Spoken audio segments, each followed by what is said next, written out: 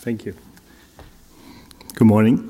1MEDiX is founded in 2010, and our focus at that time, I come from a space that I actually own a patent on electronic credentialing and quality management, and we were working with AHIP.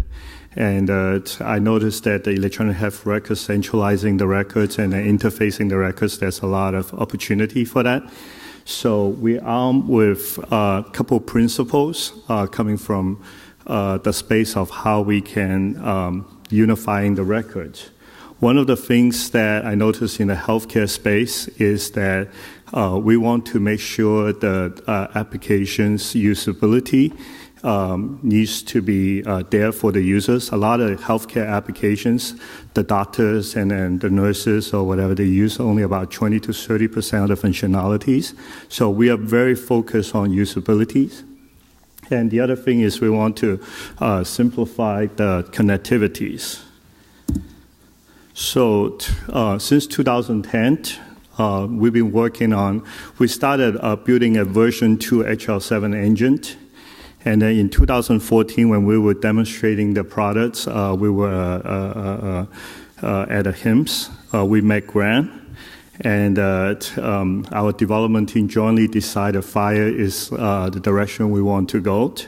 We are unifying. If you look at the blocks, we still have our HL7 engines, but we have CDA mappers, we have HL7s, all tied back to a FHIR backends. What this block diagram shows you is that for the last 3-4 years, we're gradually adding feature functionality, what we call accelerators to our programs.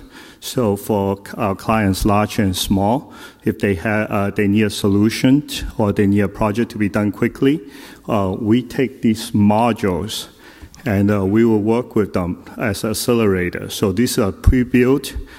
They can be called using REST interfaces, or they can be incorporated as a whole for mobile app or portals. So inside there, earlier I mentioned, for example, a CDA mapper, grant, very generous, gave us a baseline mapper, which since then we map about 9 different of the top 20 EHRs using a baseline and a build on top of that.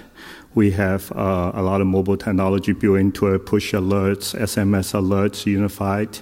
So they're all HIPAA compliant. They can be a module to be developed for any applications you need.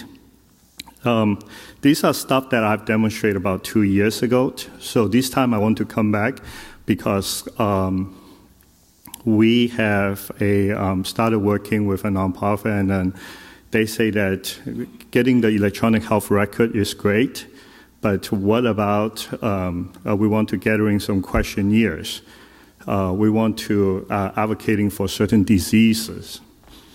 And so we built a questionnaire for them, storing the FHIR backends. Their website gone from about 5,000 visitors a day to today it's about 22,000 visitors a day, unique, pretty much like within overnight.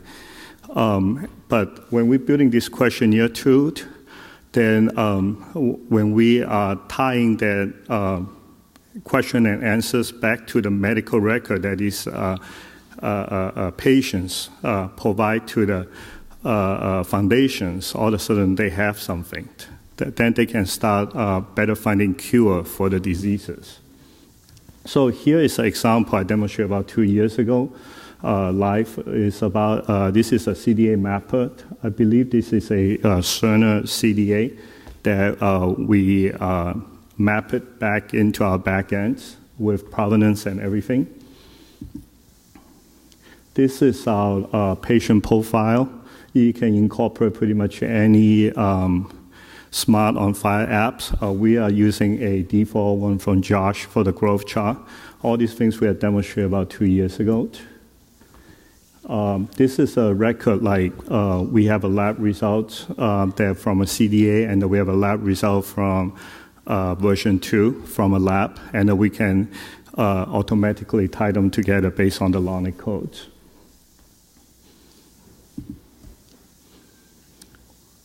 So those are more about the profiles.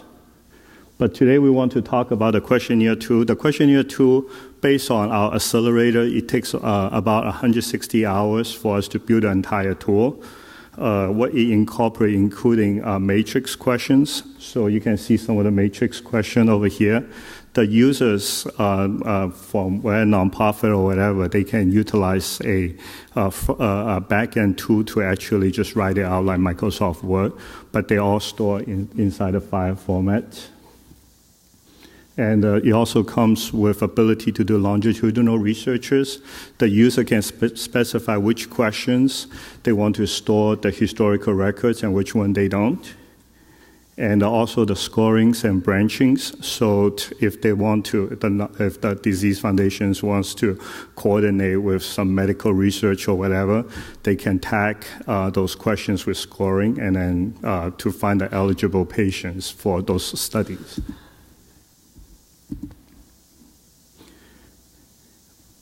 Here, I want to jump into the live site, if I can find it.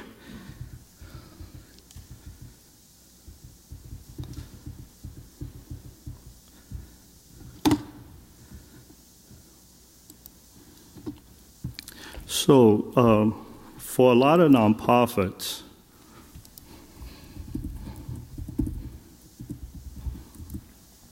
they may not have the necessary resources to learn and deal with all the different resources. What we do is that our support team will save a query for them.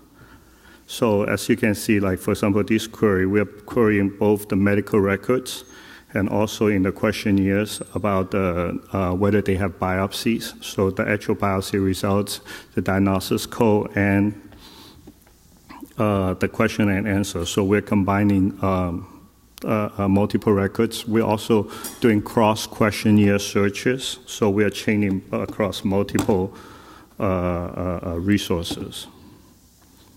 As you can see, then it gets filtered, and then we will export in either Excel, or we can generate a push alert right here to the patients, inviting them to do a study. So they can be a mobile alert, a SMS alert, or whatever their user preferences are.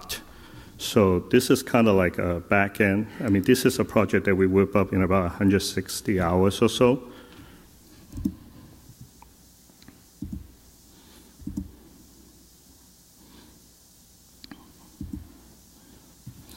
So, and from the questionnaire tool perspective, from the reporting perspective, chaining is something that we find we have to spend some effort on from a FHIR perspective, especially when we have to do multiple questionnaires along with the medical records and optimize the queries.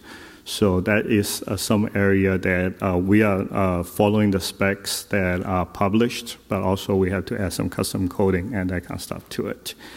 And also, 2 years ago, I did this. There's a QR code to a YouTube video about our videos. And if any of you guys are interested to scan the QR code, whoever they can get the video quickest, I'll give $50 for dinner bills. So just raise your hands. That's the end of the demo. Thank you. I'll stand here.